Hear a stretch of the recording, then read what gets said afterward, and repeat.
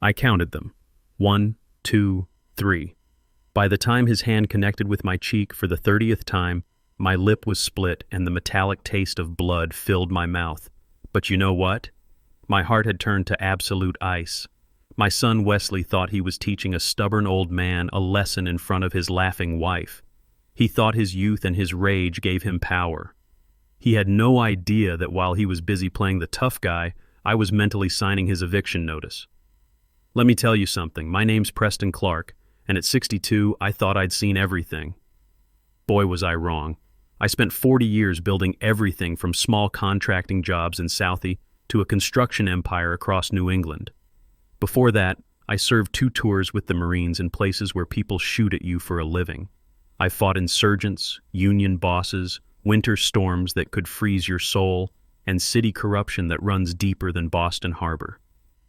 And this is the story of how I sold my son's house while he was sitting at his desk at work, completely unaware that his life was about to be demolished like one of those old buildings I used to tear down.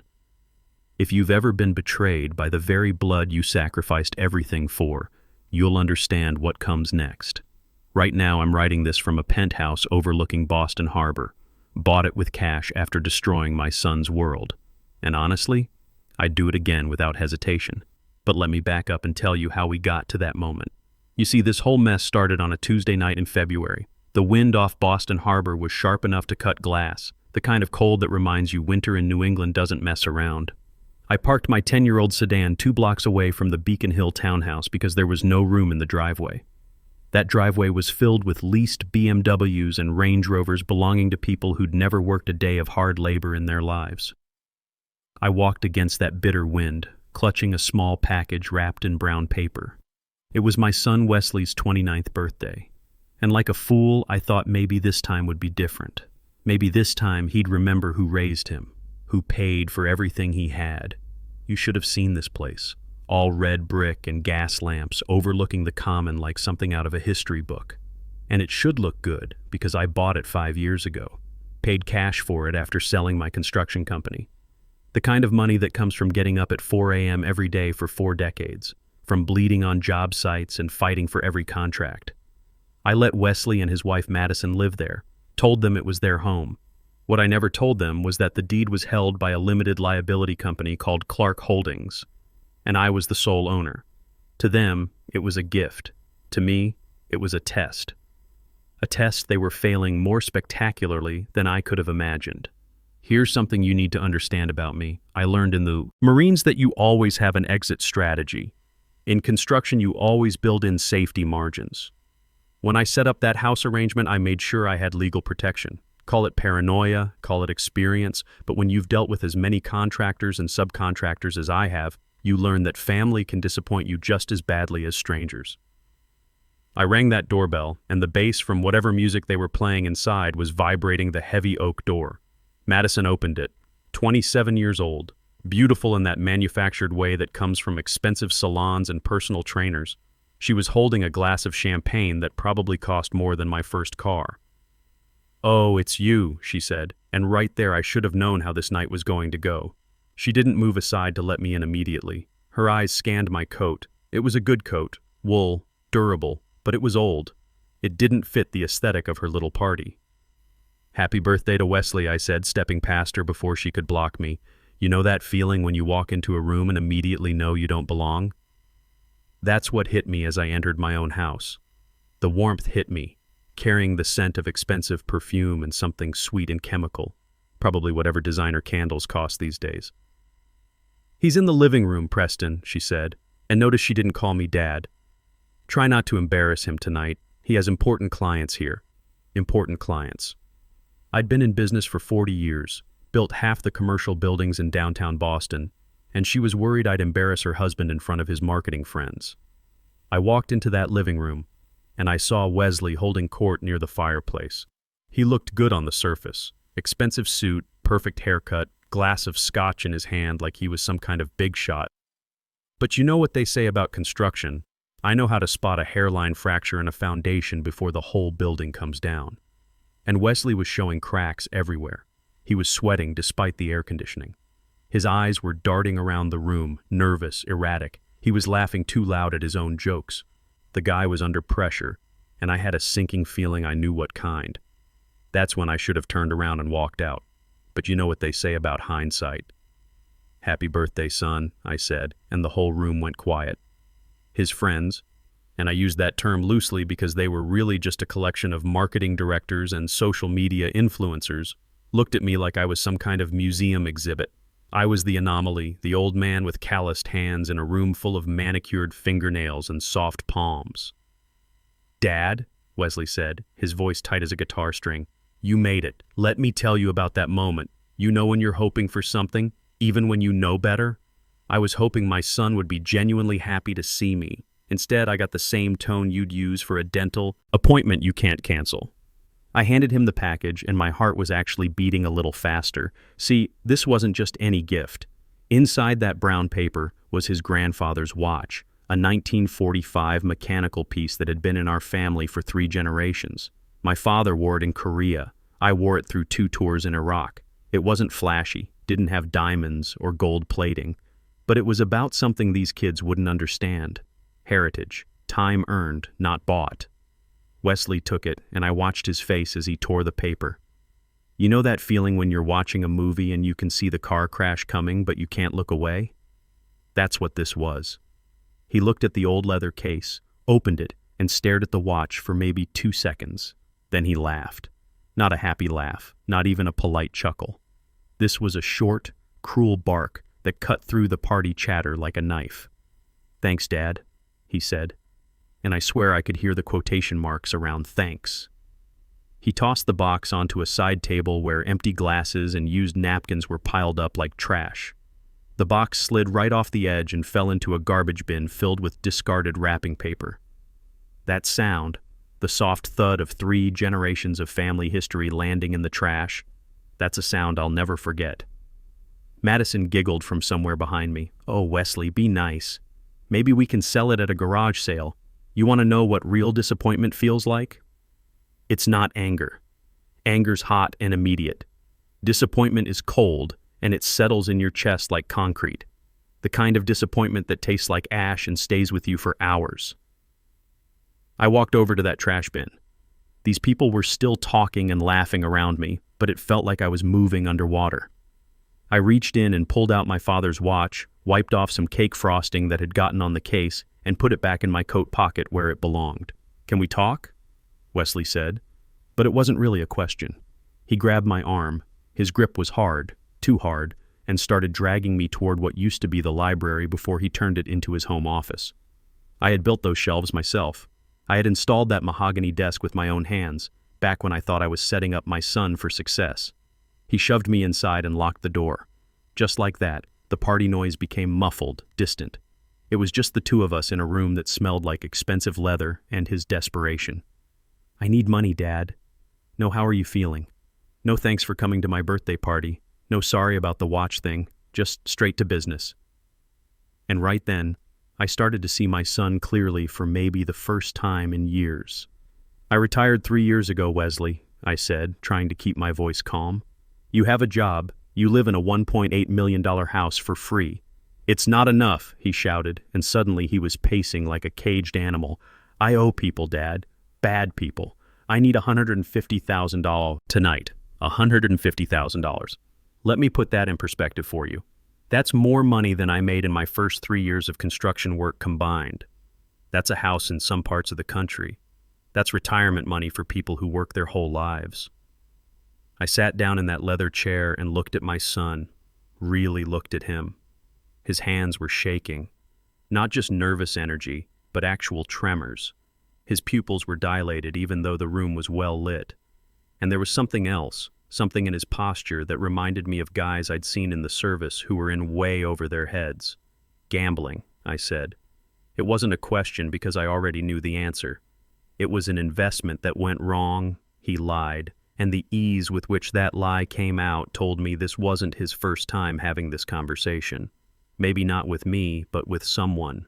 "Just write the check, Dad," he continued, his voice getting more desperate. "You have it. I know you have it. You're sitting on a pile of cash from selling the business. And you know what? He was right. I did have it. When you sell a construction company you built from nothing, when you've been smart with your money for 40 years, when your wife's life insurance, God rest Sarah's soul, came through after the cancer took her, yeah, you have some cushion. I do have it, I said calmly, but I'm not giving it to you. The look on his face when I said those words, I'm not giving it to you. That's something I'll carry with me forever. It was like watching a mask fall off. For just a second, I saw pure, undiluted hatred in my son's eyes. If I give it to you, I continued, you'll gamble it away by Friday. You need help, Wesley. You need rehab, not more money to throw at whatever hole you've dug yourself into. He stopped pacing and just stared at me. You know that moment in a construction site when you hear a cable snap on a crane? That split second of silence before everything comes crashing down? That's what this felt like. That's when Madison slipped into the room through the side door that connected to the master bedroom. She moved like a snake, quiet and purposeful, and she had her phone out. The little red recording light was blinking. Tell him, Wes, she said, her voice dripping with something toxic. Tell the old man how things really work. Let me tell you something about Madison that I should have seen years ago. She wasn't just materialistic. She was predatory, the kind of woman who marries potential, not the man. And she'd been watching our family dynamic for 5 years, calculating exactly how to extract maximum value. You're going to give me that money, Wesley said, and his voice had dropped to this whisper that made my skin crawl. Or you're never going to see us again. You're going to die alone in that sad little apartment of yours, just like Mom died, alone in that hospital bed. That last part hit me like a physical blow. My Sarah, his mother, had fought cancer for 2 years. 2 years of chemo, radiation, hope, despair, and more hope. And yes, technically she died while I was in the hospital cafeteria getting coffee because the nurses said it would be hours yet. I've carried that guilt for 5 years, and he knew it. I stood up from that chair, and I could feel something changing inside me. You know how they say Marines never really retire? Something in my posture must have shifted because for just a second, Wesley looked uncertain. I'm leaving, Wesley, I said, but he moved to block the door. You're not leaving until you sign a check. Now, I've been in tense situations before. I've had union bosses try to intimidate me. I've had corrupt city officials threaten my business, and I've had enemy combatants point weapons at me. But having my own son physically prevent me from leaving a room in my own house? That was a new kind of violation. I tried to step around him, and that's when he put his hands on me, shoved me back into the chair hard enough that I heard the leather squeak under the impact. The force knocked the wind out of me, and for a second, I felt every one of my 62 years. Sign the check, old man, Madison urged from the corner, and she was holding that phone steady, getting it all on video. Later, I'd realized she thought she was documenting their victory. She thought she was recording the moment they finally broke the stubborn old father and got access to his money. She had no idea she was creating the evidence that would destroy them both. Wesley was standing over me now, and I could see something in his eyes that I'd never seen before. It wasn't just desperation or anger. It was contempt. Pure, undisguised contempt for the man who'd raised him, fed him, housed him, and paid for everything he'd ever owned. I looked at them both, my son and his wife, and for the first time, I really saw them clearly. They weren't family in any meaningful sense. They were parasites, and parasites don't love their host. They just feed off it until it dies. No, I said quietly. That single word seemed to flip a switch in Wesley's brain. His face turned this color I'd never seen before, purple with rage mixed with something else. Humiliation, maybe. Fear, definitely. The fear of having to face the consequences of his choices without Daddy's money to cushion the blow. He grabbed my collar with his left hand, bunched up the fabric of my shirt in his fist. His right hand was raised, trembling with barely contained violence. You think you're tough? He screamed, and spittle was flying from his mouth. You think because you were in the Marines, you're tough? You think because you poured concrete for 40 years, you're some kind of hard man? I just looked at him. I could have fought back. Even at 62, I had 40 pounds on him and decades of experience in situations a lot worse than this. But something told me to wait. Something told me to let this play out. You're nothing, he continued, his voice cracking with emotion. You're a wallet. That's all you are to us. A walking, breathing ATM, and you're about to pay out. And then he slapped me. not a punch. That would have been somehow more honest. This was a slap, deliberate and disrespectful. It stung, sharp and humiliating. 1, I counted in my head, and that's when I knew this wasn't going to end with 1.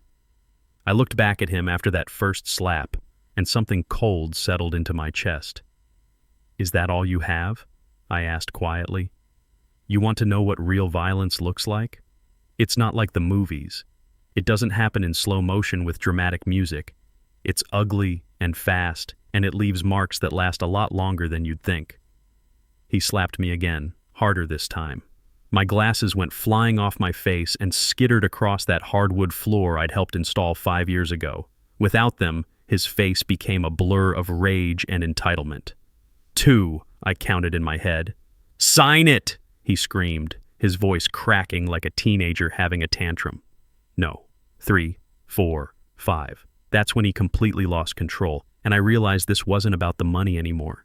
This was about something deeper, something that had been festering in him for years. He was hitting me because he hated what I represented. The work ethic he'd never developed, the integrity he'd never bothered to cultivate, the respect he'd never earned. Madison was still recording, and she was laughing. Actually laughing. "Get a close-up of his face," she told Wesley, like this was some kind of entertainment for her social media feed. 6, 7, 8. I didn't raise my hand. I didn't try to block him. I just sat there and took it. You might think that makes me weak, but here's what you need to understand. I needed this to happen. I needed to feel every bit of physical pain to kill whatever emotional attachment I still had to this person who used to be my son. You see, when you're a father, there's this voice in your head that always makes excuses. He's just going through a rough patch. He'll grow out of it. Deep down, he's still a good kid. That voice had been lying to me for years, and it took 30 slaps to finally shut it up. 9, 10, 11. My lips split, and I tasted that metallic tang of blood. It dripped onto my white shirt, the shirt I'd ironed carefully before coming to his birthday party because I wanted to look respectable for his friends. 12, 13. He was breathing hard now, working up a sweat. You'd think beating up a 62-year-old man would be easy, but Wesley had never done a day of physical labor in his life. His soft hands were starting to hurt. 14, 15. That's when he said something that hit harder than any slap. "Why won't you just die? Should have died with Mom and left us the money. It would be so much easier." Let me tell you about my Sarah. She was a nurse at Mass General for 30 years. She held people's hands when they died alone. She volunteered at the Veterans Hospital on weekends. When the cancer came for her, she fought it with more courage than I'd ever seen, even in combat. And this piece of garbage was wishing I'd died alongside her so he could inherit money he'd never worked for. 16, 17, 18, 19, 20. My left eye was swelling shut now. The room was getting blurry, but my mind was becoming crystal clear for the first time in years. Sharper than it had been since my Marine days when split-second decisions meant the difference between coming home and coming home in a box. 21, 22. Madison moved closer to get better camera angles. "Kick him out, Wes. He's useless. He's bleeding on your rug. Your rug. Not our rug. Not the family rug, but his rug."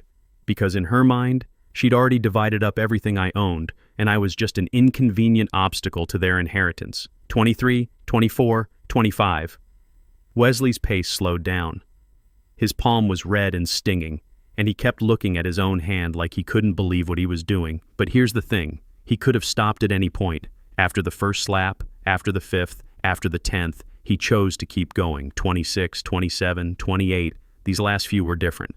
Lazy backhands delivered more for show than impact. He was winding down, getting tired, but he wanted to demonstrate complete dominance, complete contempt. 29.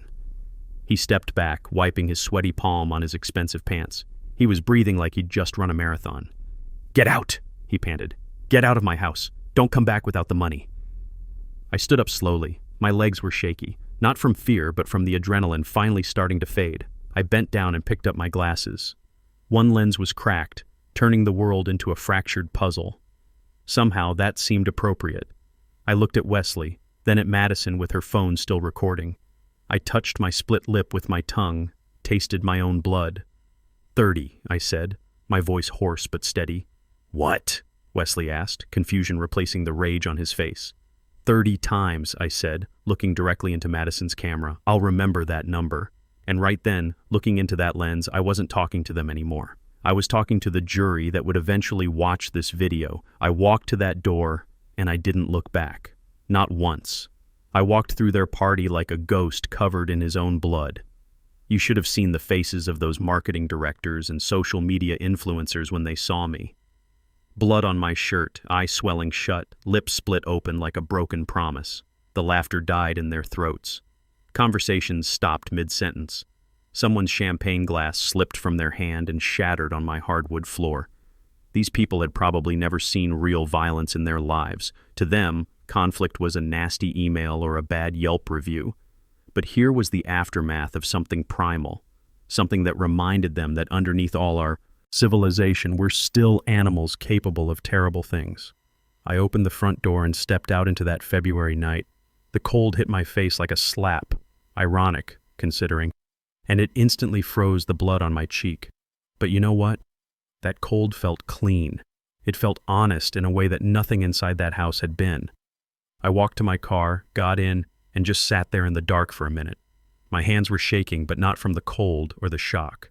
They were shaking from pure, crystallized rage, the kind of anger that doesn't make you stupid. It makes you focused. I reached into my coat pocket and pulled out my phone. My fingers were stiff from the cold, but I managed to dial a number I knew by heart. It rang twice before a familiar voice answered. Spencer Walsh speaking. Spencer, it's Preston. I know it's late, but I need you to listen carefully. Spencer Walsh had been my lawyer for 15 years. He'd handled the sale of my construction company, my wife's estate, and about a dozen other major deals. More importantly, he was the kind of lawyer who understood that sometimes the law is a scalpel and sometimes it's a sledgehammer. Preston, Jesus, it's past 10 p.m. on a Tuesday. What's wrong? Your voice sounds like you've been gargling gravel. I'm activating Clause 13, I said. The silence on the other end lasted maybe 10 seconds, but it felt like an hour. Spencer knew exactly what Clause 13 was because he'd helped me write it into the Clark Holdings operating agreement 5 years ago when I set up the house arrangement. We'd called it the nuclear option, a provision that would allow immediate liquidation of assets under specific circumstances. Preston, Spencer said carefully, Clause 13 is scorched earth. There's no coming back from that. It involves immediate liquidation of the property with no notice period. Are you absolutely certain? I touched my split lip again, felt the blood that was already starting to clot. I was just assaulted 30 times by my son Spencer. He told me I should have died with Sarah. He told me I'm nothing but a wallet to them. My God, Spencer whispered. Do you want me to call the police? No, I said, and I could hear how cold my own voice sounded. Police are for protection.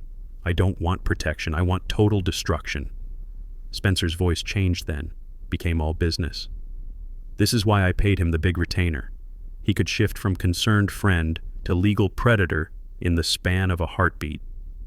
Understood. What are your specific instructions? The Beacon Hill property, I said. Technically, it's a rental property owned by Clark Holdings, LLC. Wesley is a tenant at will under the occupancy agreement we drafted. He just violated the conduct clause by committing assault and battery against the property owner. That's correct, Spencer confirmed. We have grounds for immediate eviction under Massachusetts law, but eviction takes time, even with cause. 30 days minimum. I don't want an eviction. I interrupted. I want that property sold. Tonight. Preston, real estate transactions don't work that way. You need inspections, financing approvals, title searches. Not if you sell to the right buyer, I said. Call Patriot Demolition. That veteran-owned outfit that buys distressed properties for cash, the ones who specialize in tear-downs. There was another pause. You're talking about the developers who buy properties sight unseen and demolish them for the land value. Preston, they'll offer you maybe 50 cents on the dollar. You'll lose close to $1 million in equity. Let me tell you something about money. When you've worked for 40 years, when you've built something from nothing, money becomes a tool, not a goal. And sometimes the most expensive tool you can use is the one that sends the clearest message. I don't care about the money, I said. I want that house sold by noon tomorrow. I want the locks changed before Wesley comes home from work. I want him to put his key in that door and realize he doesn't own a single brick of what he thought was his castle. Spencer was quiet for a moment, and I could almost hear him calculating the logistics. "I can make some calls," he said finally. "If you're willing to take a massive financial loss, I can probably have a cash buyer lined up by 9 a.m. "Do it," I said. "And Spencer, there's more. I'm listening. Cancel everything else. Every single thing I pay for in his name. Credit cards, car lease, insurance, country club membership. Cut every string I've been using to hold up his life. That'll leave him completely exposed," Spencer warned. "Good," I said. "Let's see how long Madison stays when the credit cards start declining." I hung up the phone and sat there in my car, engine running, heater blasting warm air on my frozen hands. But I wasn't going home yet. I had one more stop to make first, my apartment to clean up and think. You see, when you've been in construction as long as I have, you learn that the best demolitions are planned down to the minute. I drove back to my place downtown, a modest 2-bedroom apartment that Wesley had always mocked as too small for a successful businessman. He never understood that after Sarah died, I didn't need a big house. Big houses are for families, and I no longer had one.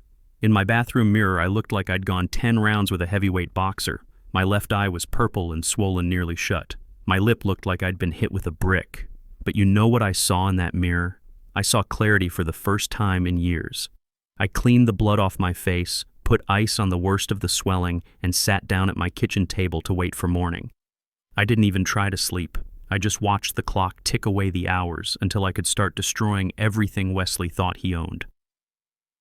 At 6 a.m., my phone rang. Spencer, true to his word.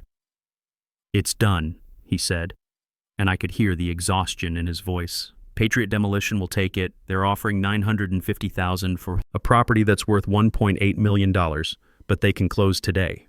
Cash wire transfer, no inspections, no contingencies." "Perfect," I said. "What time?" "They want to wire the funds at 10 a.m. and take possession at noon. Preston, once this happens, there's no going back. That property will be gutted and demolished within a week." "Even better," I said. "What about the other arrangements?" Spencer's voice became clinical, professional. "All credit accounts have been flagged for closure. The BMW lease will be terminated by 9 a.m. They'll repo the car today. Health insurance cancellation is effective immediately. Country club membership is revoked as of this morning. You want to know what $8,000 a month in support looks like when it disappears overnight? It looks like Wesley's entire lifestyle collapsing like a house of cards in a hurricane." By 8 a.m., I was dressed in my best suit and heading to Spencer's office in the financial district. The morning was crisp and clear, the kind of Boston winter day that makes you feel alive. I walked into that glass tower feeling like a man with a purpose. Spencer was waiting for me in his conference room with a stack of documents 3 inches thick. He looked at my bruised face and shook his head.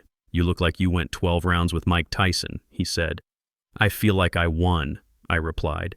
He slid the papers across that polished table. "This is the bill of sale. This is the immediate transfer of deed. This is the termination of the occupancy agreement due to criminal conduct by the tenant. Sign here, here, and here." I signed my name with a steady hand. Preston Clark. Preston Clark. Preston Clark. With each signature, I was cutting another rope holding up Wesley's life. "There's one more thing," Spencer said, pulling out a separate file. I ran the numbers on Wesley's occupancy of the property. For 5 years, he's lived there rent-free.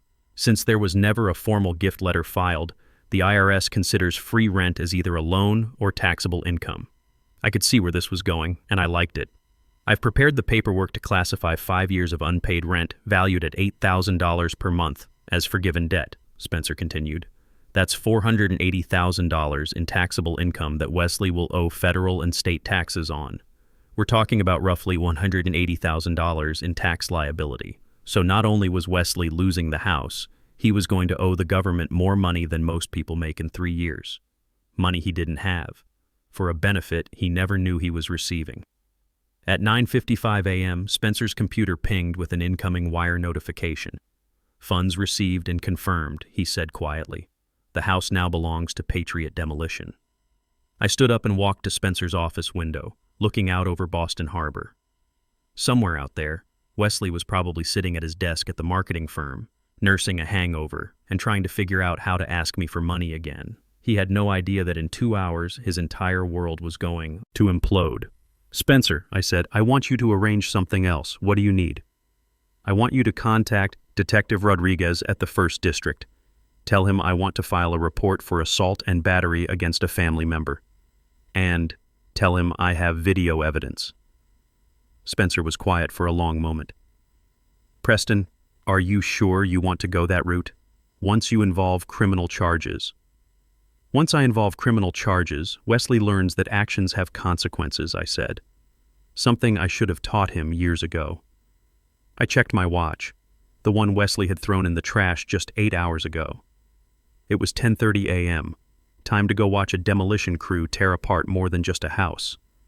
At 11 a.m., I followed the Patriot Demolition convoy to Beacon Hill.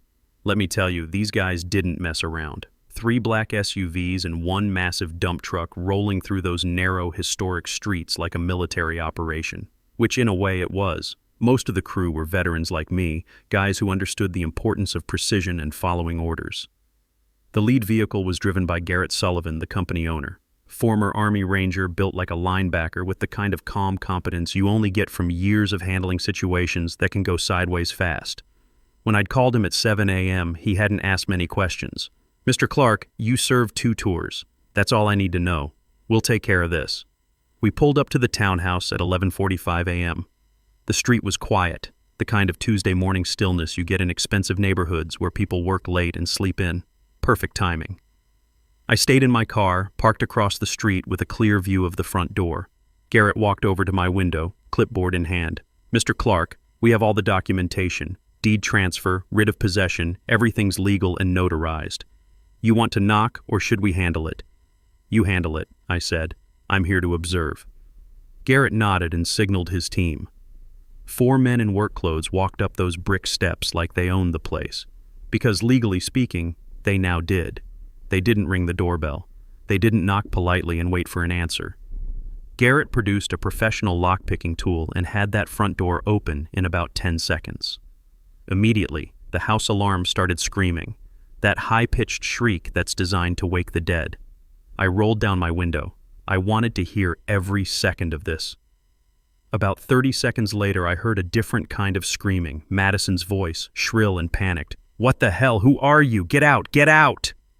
Then I saw the systematic dismantling begin. The crew started bringing things out, not carefully, not with moving boxes and bubble wrap, but efficiently. Armfuls of designer clothes dumped in the snow, electronics carried out and tossed onto the growing pile by the curb. A $3,000 espresso machine landed in a snowdrift with a satisfying crunch. Madison came, running out the front door in a silk robe and slippers, screaming like her hair was on fire. "This is my house. You can't do this. I'm calling the police." Garrett, calm as a lake in summer, held up the deed. "Ma'am, this property belongs to Patriot Demolition as of 10 a.m. this morning. You're currently trespassing. I suggest you gather whatever personal items you can carry and vacate the premises." "Trespassing?" Madison shrieked. "My husband owns this house." "According to the Suffolk County Registry of Deeds, no one named Wesley Clark owns this property," Garrett replied.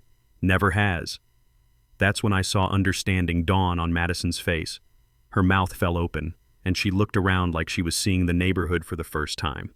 The expensive cars in the driveway, leased, the designer furniture being tossed in the dump truck, financed, the credit cards in her wallet, about to be canceled. Everything she thought was hers was built on a foundation of my money, and that foundation had just been demolished. The dump truck backed into the driveway, and the crew started loading it with Wesley's life. The Italian leather sofa I'd bought for them as a housewarming gift. Gone. The 75-inch TV he'd insisted he needed for client entertainment. Gone. Madison's walk-in closet full of designer shoes, all of it dumped into that truck like expensive garbage.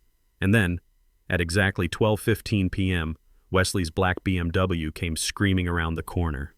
You should have seen him. He'd obviously left work in a panic, probably got a call from Madison or maybe saw the credit card decline starting to hit. He drove right up onto the lawn, tires spinning in the slush, and jumped out with the engine still running. "Stop!" he screamed, running toward Garrett. "What are you doing? That's my stuff!"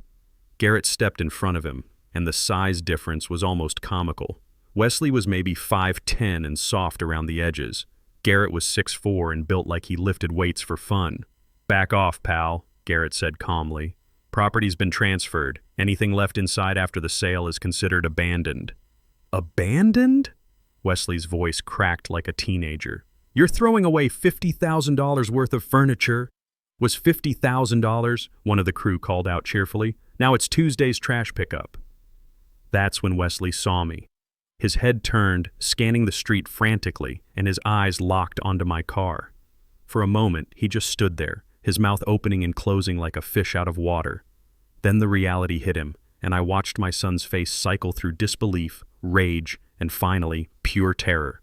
He ran across the street, slipping on the ice, scrambling up and slamming both hands against my passenger window. Dad! Dad! Stop them! What did you do? I rolled the window down exactly 2 inches, just enough for him to hear me clearly, just enough to let the February air slap his face. I sold the house, Wesley. You what? You can't sell my house. It was never your house, I said, looking directly into his wild eyes. It was my house. I owned it through Clark Holdings, LLC. You were a tenant, and tenants who assault their landlords get evicted. Wesley stared at me like I was speaking a foreign language. But I live here. We live here. Where are we supposed to go? I touched the bruise on my cheek, felt the tender spot where his hand had connected for the 30th time just 14 hours ago. I honestly don't know, I said, but I hear the homeless shelters downtown fill up fast this time of year. You might want to start walking. His face went white, not pale, not shocked, but actually white like all the blood had drained out of his head. You can't do this. I'm your son. My son, I said carefully, wouldn't have slapped me 30 times while his wife filmed it for entertainment. Wesley stepped back like I'd hit him. For the first time since last night, he seemed to actually see the damage he'd done to my face. Dad, please, he whispered. I was drunk. I didn't mean... I rolled the window back up and put the car in drive. As I pulled away, I could see Wesley in my rearview mirror standing in the middle of the street, watching his entire life disappear into the back of a dump truck. That afternoon, I drove straight to the 1st District Police Station on New Sudbury Street. Let me tell you something about filing a police report when you're a 62-year-old man with a face that looks like hamburger. The cops take it seriously, especially when you walk in wearing a $2,000 suit and speak in complete sentences. Detective Maria Rodriguez was assigned to my case. She was maybe 40, with the kind of tired eyes that come from seeing too much of what people do to each other. But when I showed her the video Madison had so helpfully recorded, those tired eyes got very sharp, very fast. Mr. Clark, she said, pausing the video at the moment Wesley's hand connected with my face for the 15th time. In 30 years of police work, I've never seen domestic violence this systematic. He's counting. He's literally counting while he hits you. He likes to be thorough, I said, touching the bandage on my cheek. This isn't just assault and battery, Rodriguez continued, fast-forwarding through more of the beating.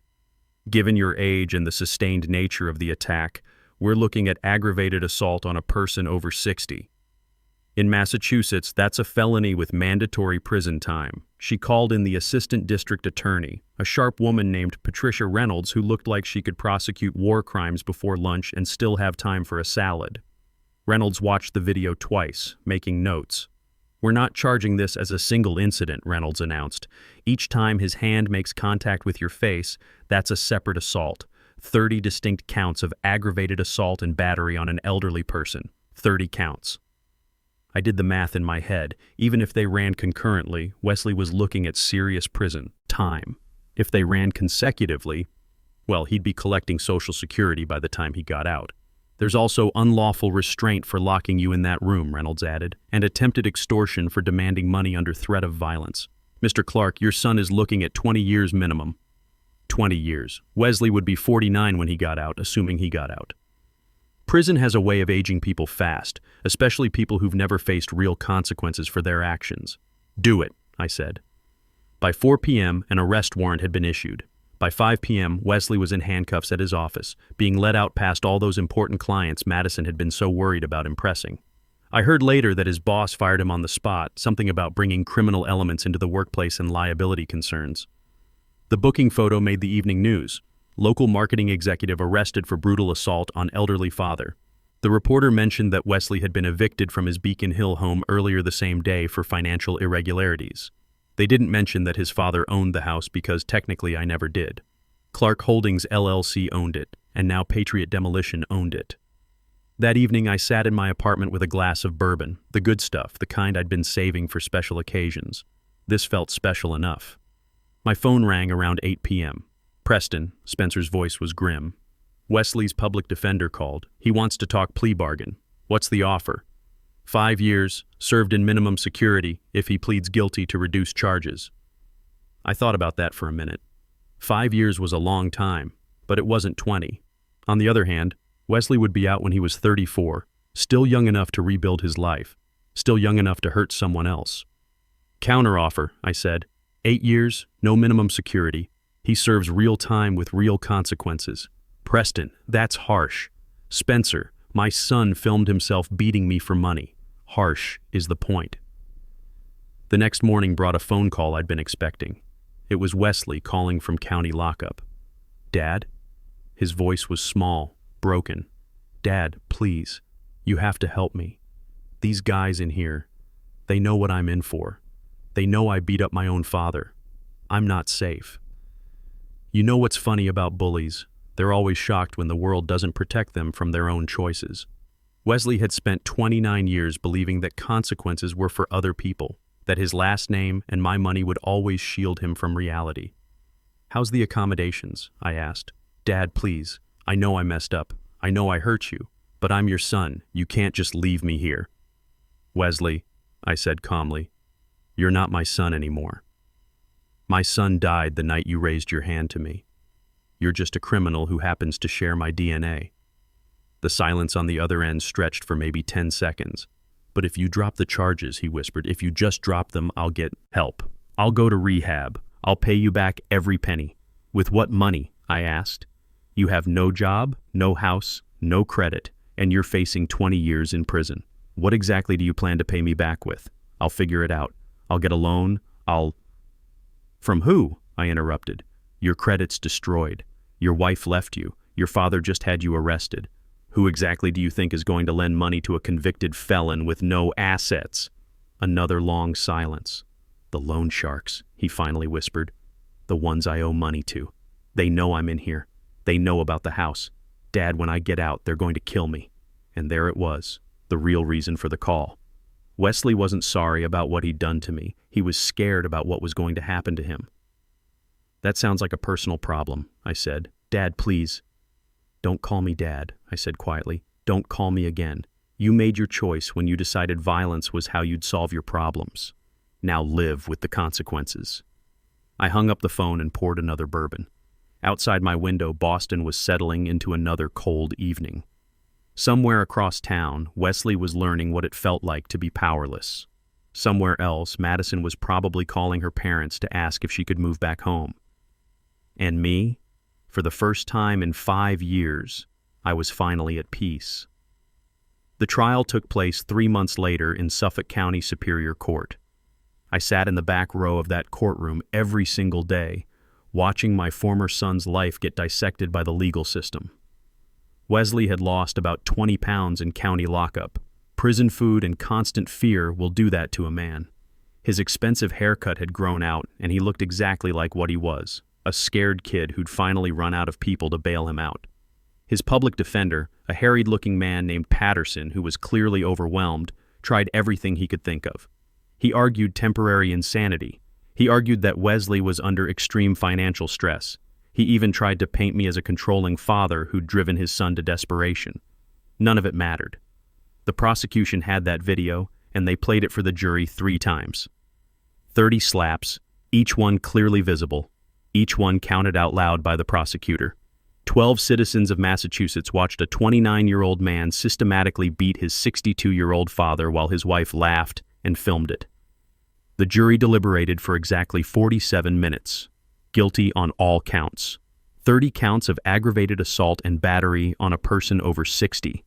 1 count of unlawful restraint. 1 count of attempted extortion. When the verdict was read, Wesley collapsed in his chair like someone had cut his strings. Madison, who'd been sitting in the gallery for the first time since the arrest, got up and walked out without a word. She'd already filed for divorce and moved back to Ohio. Smart girl. She could read the writing on the wall. The sentencing hearing was 2 weeks later.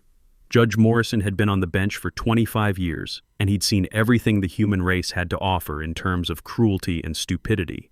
But even he seemed shaken by the systematic nature of Wesley's violence. "Mr. Clark," the judge said, addressing Wesley directly, "in all my years on this bench, I have rarely seen such calculated brutality directed at a family member. The video evidence shows not a moment of passion, but a sustained, deliberate assault on an elderly man who posed no threat to you."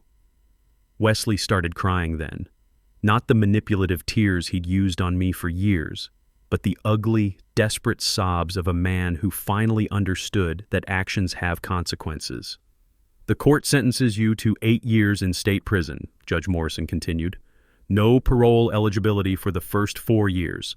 Upon release, you will serve 3 years of supervised probation and are permanently barred from contacting the victim."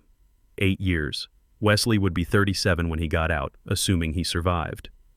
Prison isn't kind to men who beat up senior citizens. There's a hierarchy even among criminals, and elder abusers are at the bottom. As they led him away in shackles, Wesley turned and looked at me one last time. I saw him mouth the word sorry, but it was too little, too late. Sorry doesn't undo 30 slaps. Sorry doesn't heal broken trust. Sorry doesn't bring back the son I thought I'd raised. After the sentencing, I walked out of that courthouse and into the bright spring sunshine. Spencer was waiting for me on the steps. "How do you feel?" he asked. "Like I just buried my son," I said, but this time it was necessary. The next few months passed quietly. The Beacon Hill property was demolished as promised, and Patriot Demolition built a small commercial development in its place. Sometimes I drive by there just to remind myself that consequences are real and permanent. Madison's divorce went through without contest. Hard to fight it when you're in prison. She got nothing, of course, because there was nothing to get. The credit cards were in my company's name, the car was leased, and the house was gone. She walked away with exactly what she'd brought to the marriage, her looks and her attitude. But the real change came when I got a phone call from my daughter-in-law, Wesley's first wife, Jennifer. She was living in Quincy with my grandson, 10-year-old Donnie, the boy I hadn't seen in 3 years because Wesley had used access to the kid as leverage for money. "Mr. Clark?" Jennifer's voice was hesitant. "I saw the news about Wesley, about what happened. I wanted to call earlier, but Wesley told you not to," I finished. "He said you were a mean old man who didn't care about family. But Donnie's been asking about you. He remembers the fishing trips before Wesley stopped letting us see you. That hit me harder than any slap. While I'd been enabling Wesley's gambling addiction and subsidizing his lifestyle, I'd lost 3 years with my grandson, 3 years of baseball games and fishing trips and bedtime stories, 3 years I could never get back." "Would you like to come over for dinner?" Jennifer asked. "This Sunday? Donnie would love to see you." "I'd like that very much," I said, and I meant it. That Sunday, I drove to Jennifer's small apartment in Quincy. It was nothing like the Beacon Hill mansion. No marble countertops or designer furniture, but it felt like home in a way that townhouse never had. Donnie ran to the door when I knocked, all gap-toothed grin and boundless energy. "Grandpa Preston!" he shouted, wrapping his arms around my waist. "Mom said you were in trouble, but you're okay." "I'm okay, buddy," I said, ruffling his hair. "How about we go catch some fish this weekend?" "Really? Dad never took me fishing. He said it was boring." "Well," I said, looking into those bright eyes that reminded me so much of Sarah, "your dad and I have different ideas about what's important."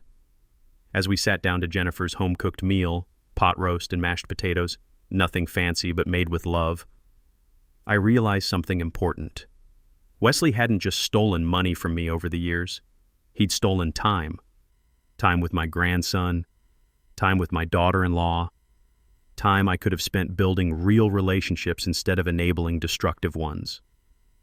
But I was 62, not 92. I had time left to be the grandfather Donnie deserved.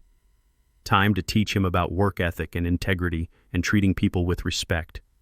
Time to show him that real strength isn't about hitting people weaker than you. It's about building something that lasts. 6 months later, I was sitting on a dock in Quincy Bay, watching my grandson Donnie cast his fishing line into the calm water. It was one of those perfect New England summer days. Warm sun, gentle breeze, the kind of day that makes you remember why you love living here despite the brutal winters. "Grandpa Preston," Donnie said, reeling in his line to check the bait. "Mom says my dad is in jail because he hurt you. Is that true?" I'd been dreading this question, but I knew it was coming. Donnie was smart, and kids hear things. They piece together fragments of conversations and news reports and come up with their own versions of truth.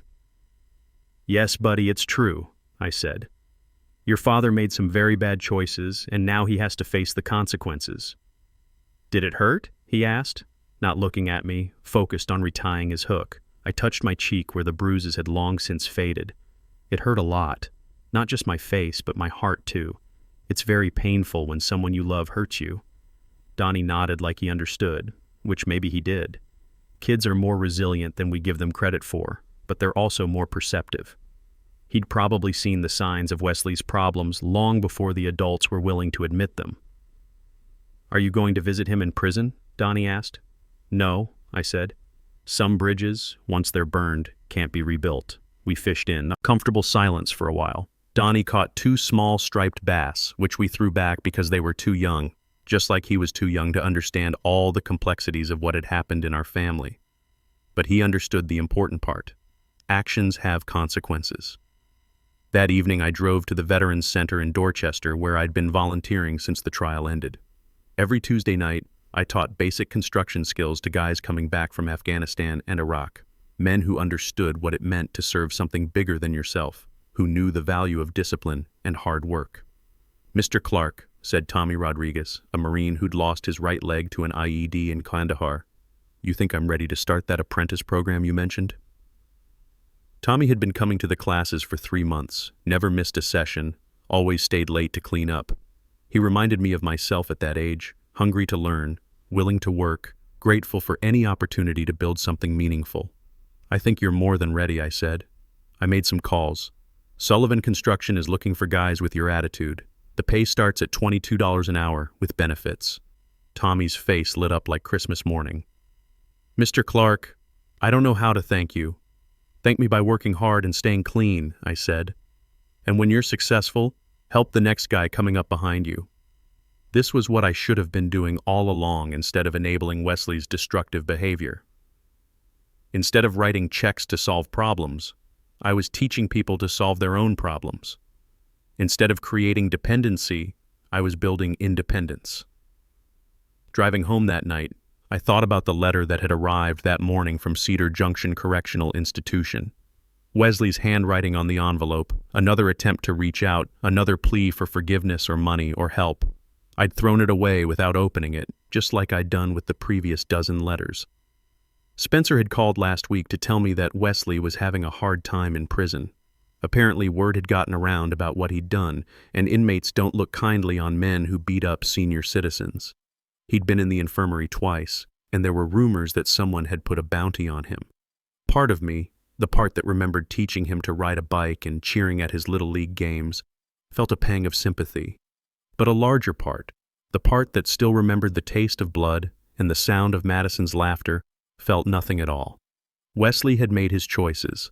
I'd made mine. The difference was, my choices were about building people up instead of tearing them down. My phone buzzed with a text from Jennifer. "Donnie wants to know if you can teach him how to build a birdhouse this weekend. He says you promised." I smiled, typing back. "Saturday morning, 9 a.m. Tell him to wear old clothes. You see, this is what I'd learned from the whole nightmare. You can't save someone who doesn't want to be saved, but you can choose who deserves your time and energy."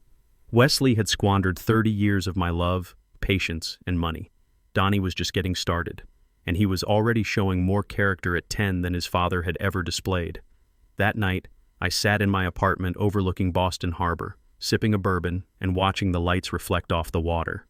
My father's watch, the one Wesley had thrown in the trash, was ticking steadily on the table beside me, still keeping perfect time after all these years, just like the lessons my father had tried to teach me about integrity and consequences. I thought about the 30 slaps, the number that had changed everything. 30 moments when my son chose violence over respect, greed over family, immediate gratification over long-term relationships. But those same 30 slaps had freed me from an illusion I'd been living with for years. The illusion that blood automatically equals family. Real family doesn't hurt you for money. Real family doesn't film your humiliation for entertainment. Real family supports you instead of exploiting you. I had real family now. Jennifer, who called to check on me. Donnie, who drew me pictures and asked me to teach him things. The veterans I worked with, who understood loyalty and sacrifice. The construction crew at Tommy's job site, who'd invited me to their company barbecue. Wesley was my biological son, but he'd never been my family. Not really. As I finished my bourbon and prepared for bed, I felt something I hadn't felt in years. Peace. Complete, unqualified peace. Sometimes the most loving thing you can do for someone is let them face the consequences of their actions. Sometimes the strongest thing you can do is walk away. And sometimes, just sometimes, destroying the wrong thing allows you to build something beautiful in its place.